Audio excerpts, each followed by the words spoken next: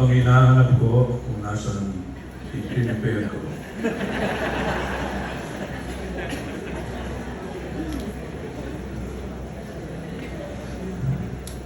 Yung ano nga ba ang title?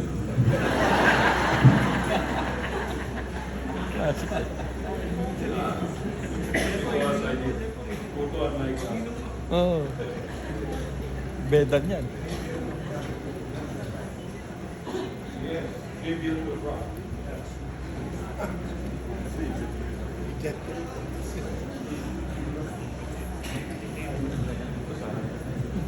Good afternoon again to all of you. Those of you who have been present in Brother Frank's wake heard and appreciated the various facets of his life, all wrapped up in 79 eventful, meaningful, and relevant years.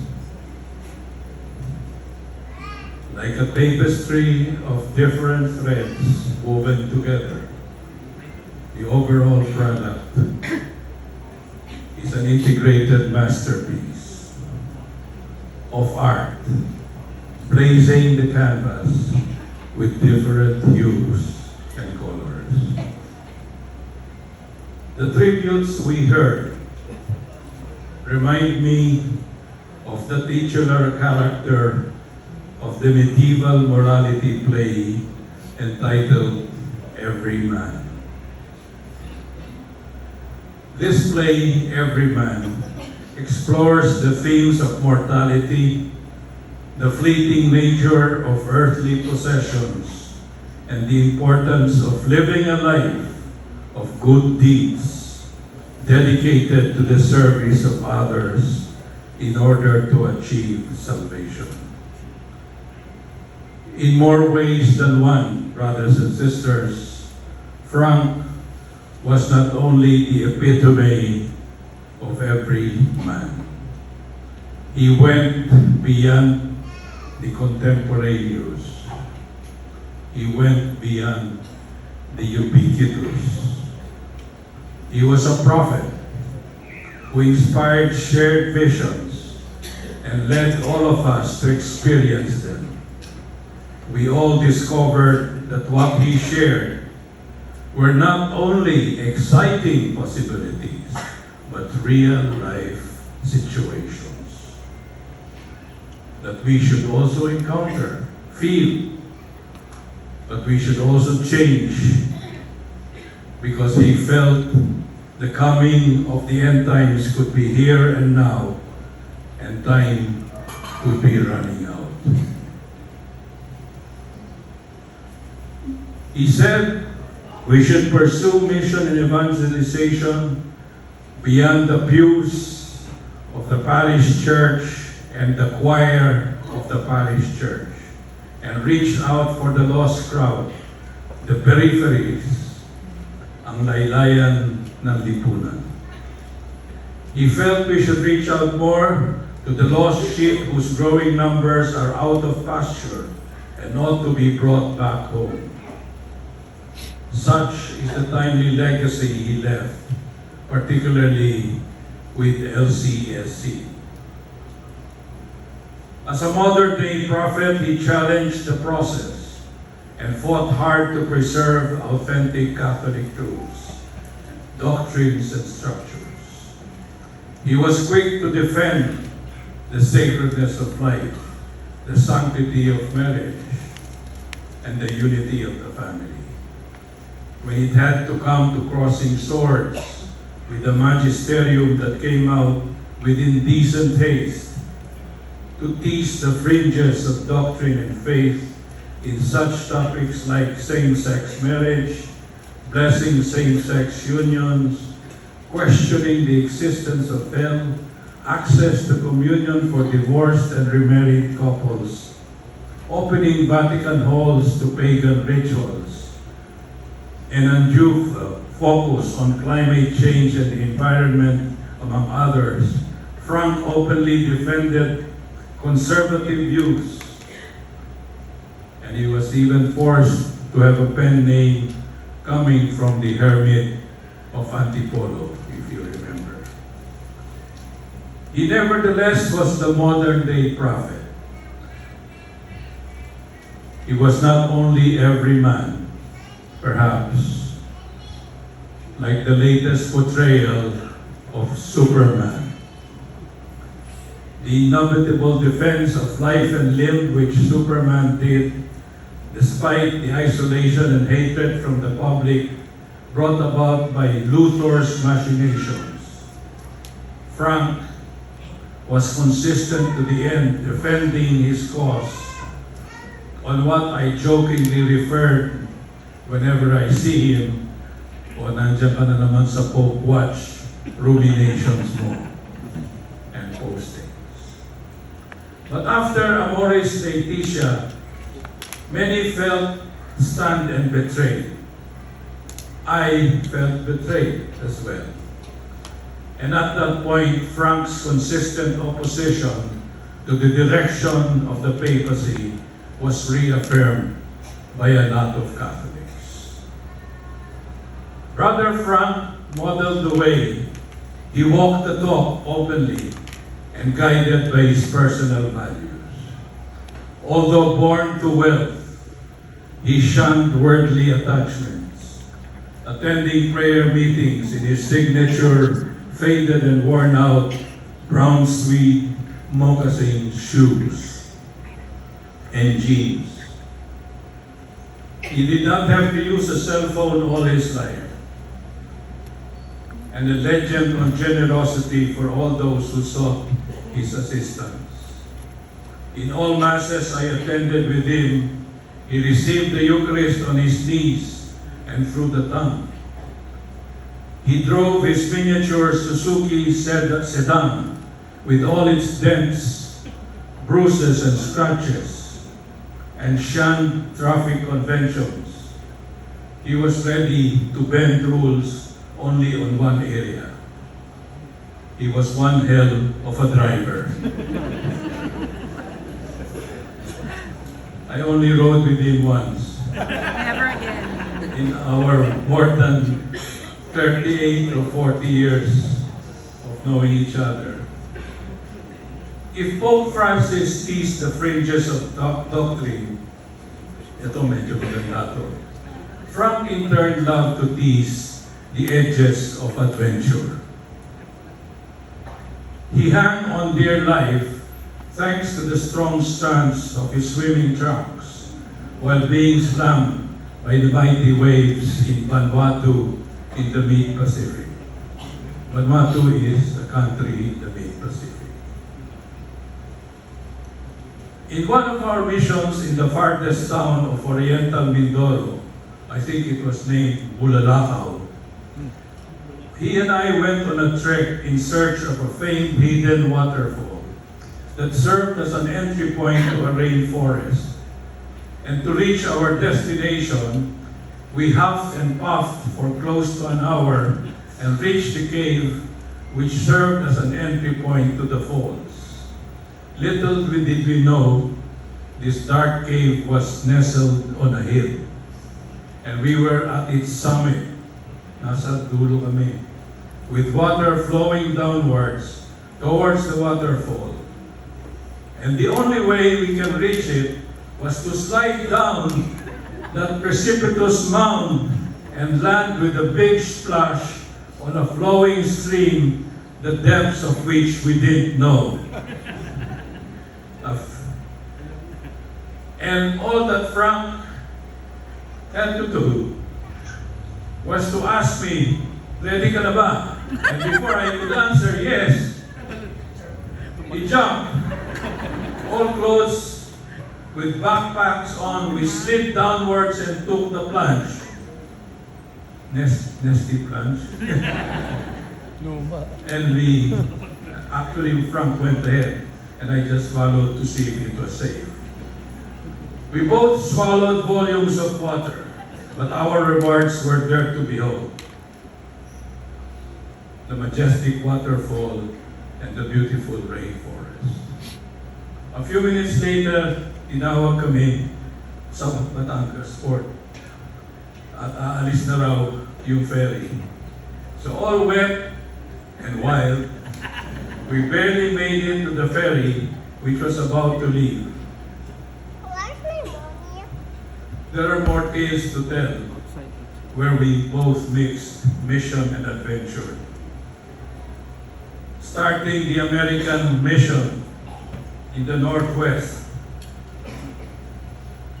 escaping possible arrest and deportation in Hanoi, and hiding in a Benedictine monastery on its 25th anniversary of Vietnam. Sharing bunk beds and bathrooms where toilet bowl, sink and shower were cramped, and people assumed you can perform your ablutions in such a limited space. You see, you have to brush your teeth sideways and take your shower while standing on both edges of the toilet seat. So those are things I cannot forget. Indeed, Frank has led to pursue mission and evangelization with so much zeal and enthusiasm. Sabihin ko ba enthusiasm? He parlayed our membership to a high of 1.5 million couples, present in 150 countries in our 25th anniversary. At the zenith of our existence, true to the prophet he was, he issued a timely warning. He said, "Do not rest on our laurels. Let us remain faithful to our courages." He said, "Be wary of leaning towards indifference, the tendency to over-romanticize a growing movement to attach the community to an overemphasis on social issues and social justice issues. Because remember, our prime community value is being centered on Christ. And that is our theme for this year. Rooted. If we forget this, he said, we neglect our purpose for being, the means by which we become centered on Christ, mission and evangelization. And this was the true test of servant leadership which followed. Being the true servant leader he was quick to admit culpability for the subsequent veering away and unfaithfulness that followed. And he was the first one to offer his resignation in the council. The abject humility this act required, the subsequent bashings and personal insults he received, and his resolute silence to accept the slings and arrows were the true marks of a transformational servant leader. Frank, as a leader, saw the opportunities and seized the right initiatives. What were they? The break from Ligaya was the right call. The great split from CFC manifested the right move of harmoniously melding mission with social justice advocacy. The latest legacy of changing our name, together with LCSC, were his last crowning glories. And through the years, like a true leader, he encouraged the heart, spending time giving endless talks, molding leaders through coaching, counseling, and mentoring, continuous motivation to stay the course for a community caught in constant change, and pressing us to stay for the long haul. And when the right time came to pass the torch, the penultimate action of a true servant leader like Frank came to pass. He enabled others to act in his behalf while gradually fading away. When Frank exited from his life, he left a loving and most dedicated wife, Jerry, and 5 children. 5 nga ba? With a passion. Amidst and in between seemingly endless trips and talks, he still found time for family as ex pater familia, priest, governor, provider, and protector. Yung periodic Facebook posts of Jerry would prove his closeness to the family, not counting the prolific produce of 13 apostles who sat on his knees once and were cradled in his arms. One might say Frank was one of a kind, walking his talk and showing his faith way up his sleeves to the beat of another drum, to the sync of a different percussionist. And we all ask, why was Frank the man that he was? What can account for such a life? A rich tapestry of both his frailties and shortcomings, but muted by the blazing primary use of his virtues and strengths. It was all God's work through His Holy Spirit, conforming his life and heart to the character and image of his God. And it all started with Jerry's prodding to join the Life in the Spirit seminar, and to the end, making it a habit to respond always in faith and obedience to God's word. To Frank's family, we feel your loss as well. But grief is not a burden to be hidden. It is a proof that love existed and the love you share doesn't disappear. Love transforms. It lingers in the echoes of laughter, in the warmth of shared memories, in the silent moments where we strive to reach for what may be no longer there. So honor your grief, Avi and the family, for it is sacred. Through the pain, we all will find healing, not because we have forgotten, but because we have learned to carry both love and loss together. And for all of us, meron ng signal sa akin. Mga 8 minutes na. And for all of us, while it may be right to mourn our loss, it is also our responsibility to celebrate Frank's gain, God's eternal reward. Whatever time you spent with Frank, whether little or measured in decades like we did, we also rejoice that all of us had the inestimable privilege to have our lives intersect with that of this remarkable man. Give praise to God that Frank enriched us and touched our lives through his words and deeds. Finally na to. Part of celebrating our mutual gains will be a picture of Frank arriving at the pearly gates and Jesus welcoming him, saying, "Welcome home, my faithful servant. You have finished the race well." Maraming salamat po.